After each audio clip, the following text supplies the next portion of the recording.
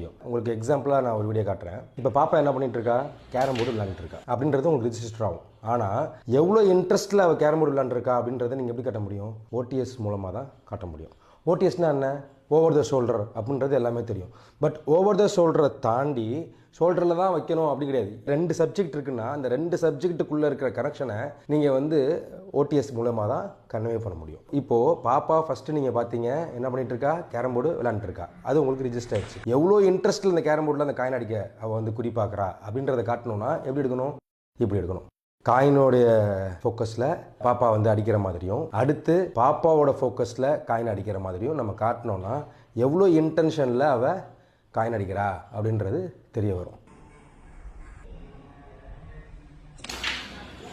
இப்போ ஷார்ட்டோட value புரிஞ்சுருப்பீங்க. Short தான் உங்கள் ஸ்டோரியை கனெக்ட் பண்ணும். இந்த மாதிரி நிறைய சின்னதாக சொல்லித்தரேன். டைம் கிடைக்கும் போதெல்லாம் மறக்காமல் ஃபாலோ பண்ணிவிடுங்க.